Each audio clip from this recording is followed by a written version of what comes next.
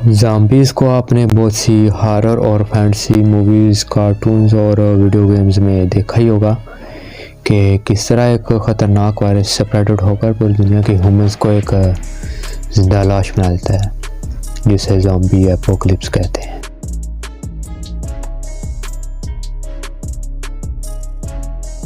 Zombie एक fictional creature है और मेरे ख्याल में कोई भी नहीं चाहता होगा कि रियल में ज़ॉम्बी एपोकलिप्स जैसी कोई ट्रेजेडी हो, क्योंकि अगर ऐसा हुआ तो पूरी दुनिया की इंसानियत ख़तरे में पड़ जाएगी।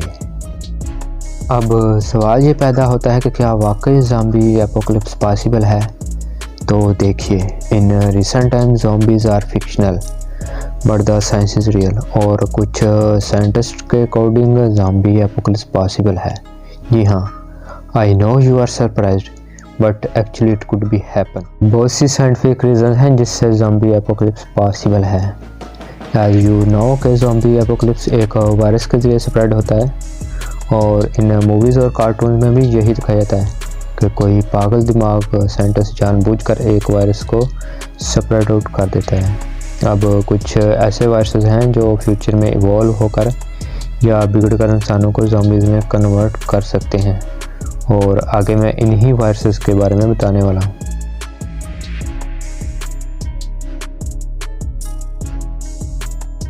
ओफियोकोर्डाइसेप्स ये पैरासाइट टाइप का एक फंगस है। इसे कॉमनली ज़ॉम्बी आंट फंगस भी कहा जाता है, क्योंकि ये बुनियादी तौर पर आंट्स और दूसरे इंसेक्ट्स को इन्फेक्ट करती है।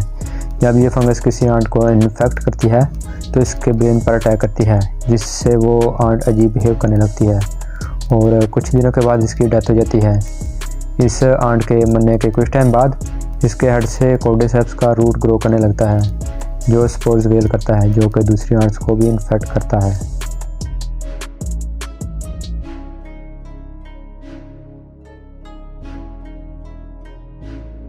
एक famous video game the last of us इसी कोर्डाइसेप्स फंगस पर बेस्ड है, जिसमें ये पैरासाइट फंगस से इवॉल्व होकर ह्यूमन को इन्फेक्ट कर देता है, जिससे 60% ह्यूमन या तो मर जाते हैं या ज़ॉम्बीज़ बन जाते हैं।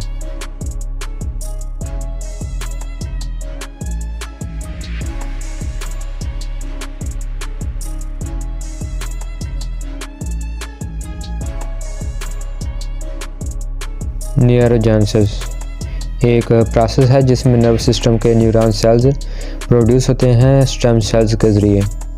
अब साइंटिस्ट का कहना है कि इंसान बहुत ही जल्द इस काबिल हो जाएगा कि वो ब्रेन के डिकेइंग ऑर्गन्स को रीजनरेट कर सकेगा। ह्यूमन ब्रेन मेनली दो लेयर्स पर मुश्तमिल होता है, आउटर लेयर ऑफ ब्रेन और इनर लेयर ऑफ ब्रेन। अब आउटर लेयर ऑफ ब्रेन उन बिट्स पर मुश्तमिल होते हैं जो कि हमें ह्यूमंस बनाती हैं, like memories, emotions, logics etcetera. अब इनर लेयर ऑफ ब्रेन उन बिट्स ऑफ इंफॉर्मेशन पर मुश्तमिल होती है जो कि हमें ज़िंदा रखते हैं, लाइक ईटिंग, ब्रीथिंग एट्सेट्रा। कुछ रिसर्चर्स का कहना है कि अगर कोई एवल साइंटिस्ट अगर कोई ऐसा तरीका ढूंढ ले जिससे ब्रेन के उन पार्ट्स को डिसेबल कर दिया जाए जो हमें ह्यूमंस बनाते हैं, मतलब कि ब्रेन की आउटर लेयर को किसी वायरस से डीएक्टिवेट कर दिया जाए। In my opinion they are working on it. Toxoplasma gondii ये एक छोटा सा पैरासाइट होता है जो कि प्राइमरी तौर पर रैट्स को इन्फेक्ट करता है। जब ये वायरस रैट्स को इन्फेक्ट करता है तो उसके ब्रेन को मैनिपुलेट कर देता है।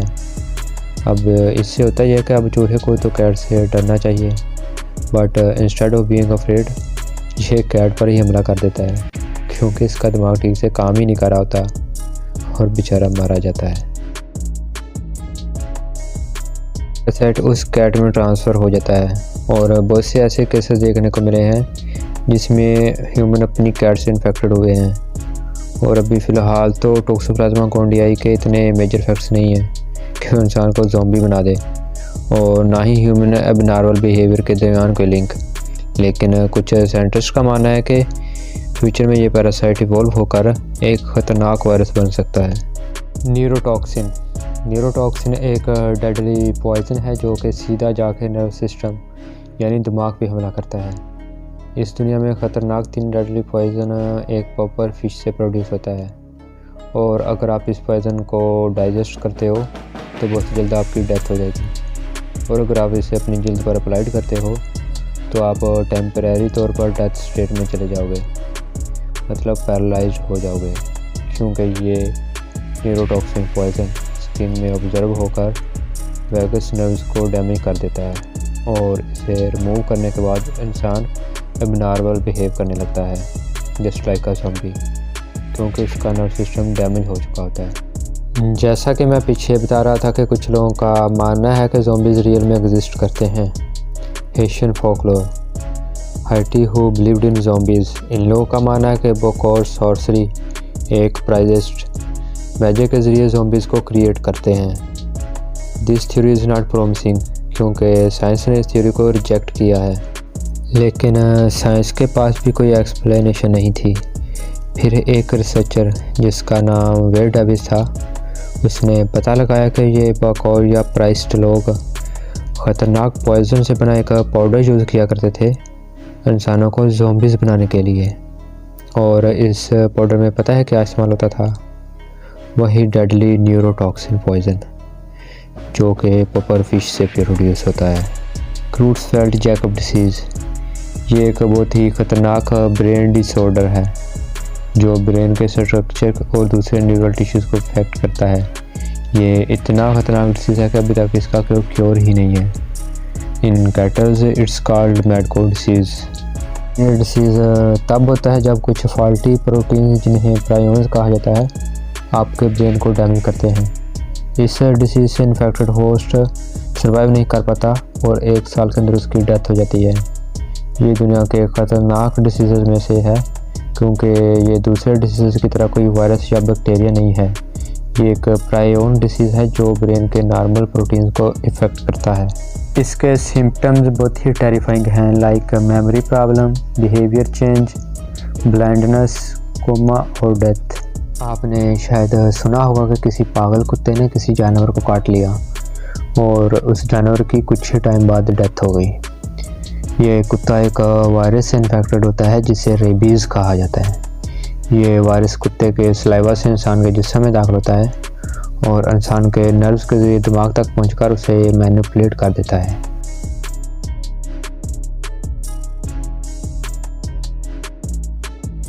और इसीलिए पाकिस्तान में इसे आमतौर पर पागल कुत्ते के काटने का मर्ज़ भी कहा जाता है, क्योंकि जब डॉग इस वायरस से इन्फेक्टेड होता है तो उसका दिमाग ठीक से काम नहीं कर रहा होता।